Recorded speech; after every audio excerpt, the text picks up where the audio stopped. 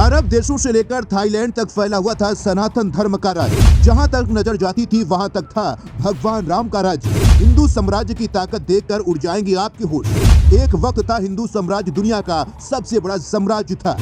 मोदी और अमित शाह का इसी अखंड भारत को पूरा करने का कर चुके हैं मास्टर प्लान तैयार। अब जल्द होगा अखंड भारत का सपना पूरा। दोस्तों, क्या आपको पता है, एक वक्त था जब हिंदू राष्ट्र इंडोनेशिया से लेकर अरब देशों तक फैला हुआ था और उस वक्त भारत के अंदर करीब 10 से 12 देश ऐसे थे जो आज भारत से अलग हो चुके हैं। तो चलिए दोस्तों, आपको बताते हैं अखंड भारत की उस महारियासत के बारे में और उस वक्त की सबसे बड़ी ताकत के बारे में। दोस्तों, आपने मौर्य साम्राज्य के बारे में तो जरूर ही सुना होगा, जब चंद्रगुप्त मौर्य ने ताकतवर से ताकतवर देशों के राजाओं को घुटने टिकवा दिए थे और उस वक्त वो भारत के ही नहीं बल्कि पूरी दुनिया के सबसे ताकतवर राजा थे।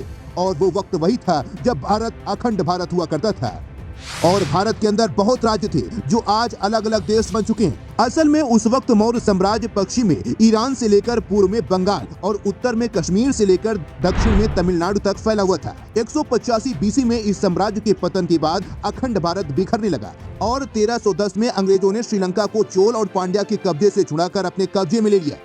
और दोस्तों, उस वैदिक काल में भारत हिमालय से लेकर दक्षिणी सागर तक फैला हुआ था। उस दौरान Afghanistan, Pakistan, Iran, Nepal, Bhutan, Tibet, Myanmar, Bangladesh, Cambodia, Malaysia, Thailand और इंडोनेशिया अखंड भारत का ही हिस्सा हुआ करता था। लेकिन गुप्त वंश के हारने के बाद अखंड भारत विभाजित होता चला गया।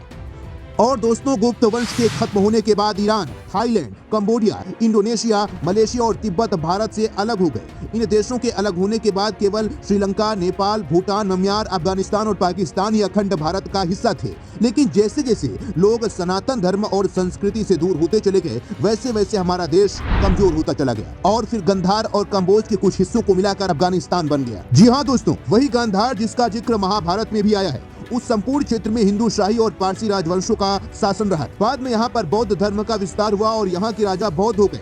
सिकंदर के आक्रमण के समय यहाँ पर फारसी और यूनानियों का शासन हो चला और फिर सिंध पर ईस्वी 638 से 711 तक के 74 वर्षों के दौरान 9 खलीफाओं ने 15 बार आक्रमण किया।